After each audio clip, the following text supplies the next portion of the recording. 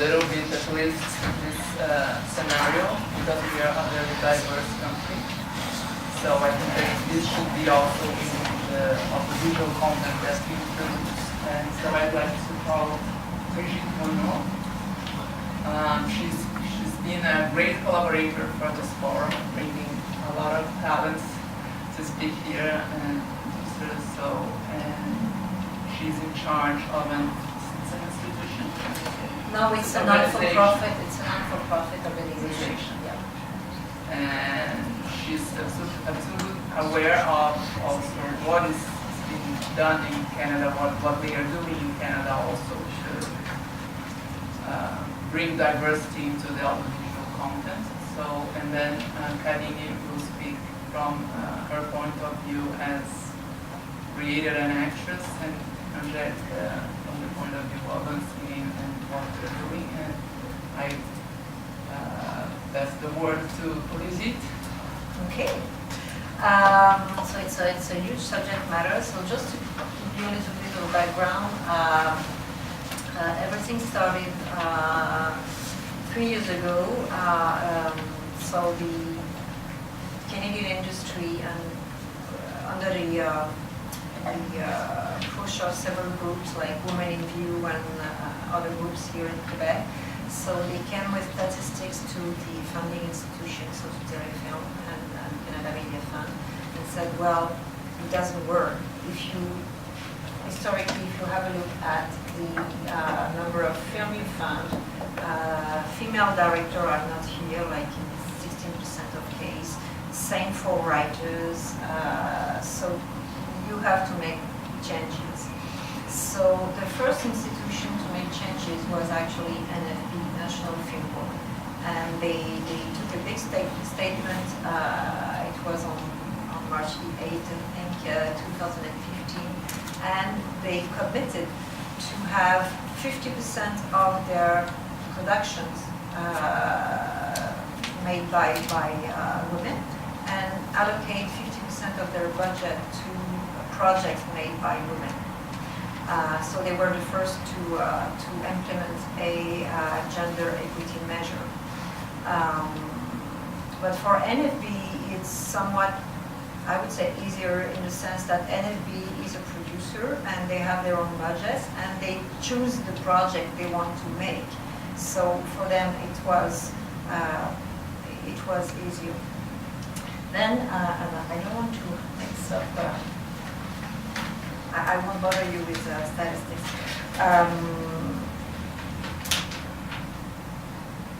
So yes, just to give you the NFB measure. So in 2012 at NFB, they only had 34% of women in the director's chair and 27% of the budget given to women project.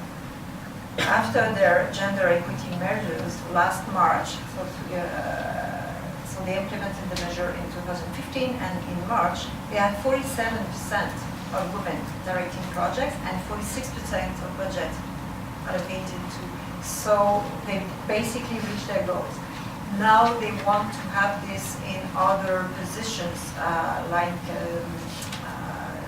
DOP, musicians, editors, and so on. And my understanding is that in some jobs it's easy, it's almost done, but for musicians it's still a challenge. They just can't find. And same for animation. As you know, they produce animation, and we don't have in the Canadian market that many women directors in animation.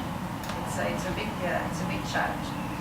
After NFB, Telefilm, they also take measures to rebalance the gender inequities. So they said that by 2020, they would give priority to projects either directed, written, or produced by women. So far, the results are good because for small budget film, now 44 projects in which, 44% of projects in which Telefilm invests are now directed by women.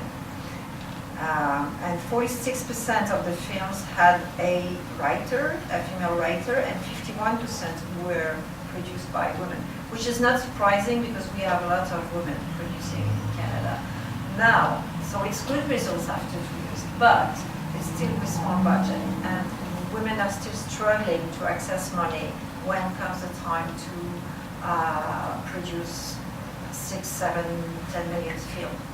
As if it was, people did not have enough trust in women to manage a big budget film. And as you know, in Quebec, we have a provincial agency that also funds film, also there. So what they did at SODEC is, it's not a target of reaching gender equity. They just said, okay, the problem is that when we receive projects from producers, because conversely to NFP, Telefilm and SODEC, they fund private producers, so they are not the one choosing the project that come to them, the project. They said the problem is that we don't receive that many. It's not that we don't want to fund projects made by women. We don't just have a lot of them. So if we receive 60 projects and we have money for 10, but on the 60 we have only 4 projects directed by women, chances are low that the 4 are really good and will be among the 10. So it's just mathematics.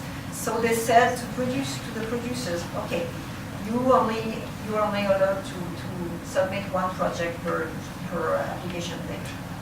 Except if you submit a project directed or written by the woman, you can apply with 2 projects.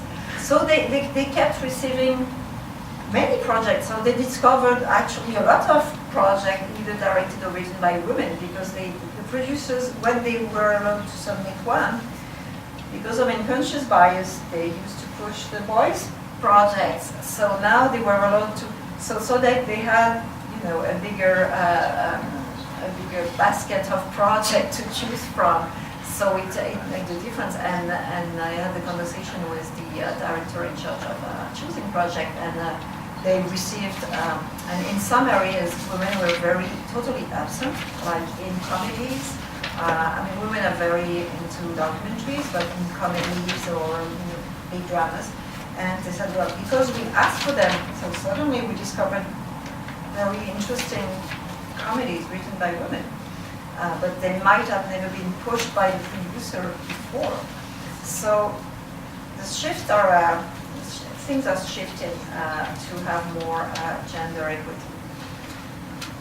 One of the challenges is that all this doesn't come with more money. So now it's a challenge because, of course, we want to rebalance the approach for projects from men and women, but we also have to make room for new talents, newcomers. So the experienced producers and creators, they're complaining because newcomers, they want their share of the money, and some men are complaining that because now they have to share the pot with more women. So it's a real challenge. There's also Canada Media Fund, so they've asked. I don't know whether you understood there was a lot of information coming this morning from Danira. But for the television stream, it's actually the broadcasters who make the choice, and they put money, and the Canada Media Fund put some matching money on it. So they said to the producer, if you want more money on your envelope, you have to commit at least 50% of your envelope to projects either written, directed, or produced by a woman. So there again, it's starting to make changes. So now, so I think we will, so all the target, be it for SODEC or CMF or Telefilm, the target is 2020. So we are kind of midterm. The results are promising, but there's still a lot of work to do. Now the other challenge is diversity. Canada, I don't think was as diverse as Brazil in terms of various ethnicities, although we are. And Toronto is definitely a very, very big diverse city. And same, we don't see this reflected on screen. So some measures have been put in place, like in Quebec, for example, Télé-Québec, that is the public broadcaster for the province of Quebec. 3 years ago, they insisted on having more diversity on screen and more, I would say, without discrimination. The idea being, because we used to see black people or Asian people on screen, but always as the black guy or the Asian guy, not as just someone living there, you know. So now they Télé-Québec, so they insisted on having, and especially for their programming for youth programming. I mean, my kids used to watch some programs at Télé-Québec, and there's, I remember one of the programs, and there's 2 guys, they're at secondary school, they're friends, and one comes from a Muslim family, and that's it, and they just say, oh, my parents are doing Ramadan, but it's just part of, it is actually what our kids live on their daily lives, so, but it was not on screen. And same now you can have projects with policemen, or so they are black, but they are not here as the black policemen. They are just part of the cast, and so things are trying to change, like getting out of cliches and starting to have more diversity as we see it in real life. So it's shifting slowly. Now we also have in Canada the reality of the native people. So Telefilm, CMF, and NFB, they all have specific funds and streams for native projects. And now there is, last spring, they actually created a native film and television office run by a guy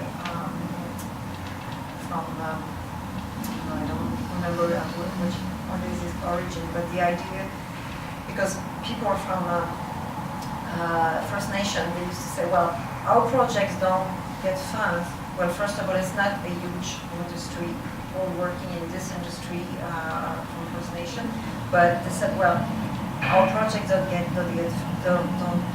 funded because people who read the scripts and read our stories, they just don't understand our realities. So they decided that the creative aspect of things and the choice of projects would be made by people from these nations, so that they really understand the reality of this community across the country. So again, this is new, but the idea is really to, and also to have this industry to grow, because there are not that many producers and creators coming from First Nations. So this one is a big challenge. So that's the State of Union in Canada for equity and diversity. So just an interactive questions. Yeah. But maybe Patty can talk about her point of view as a Yes, creator. I can talk about my perspective as being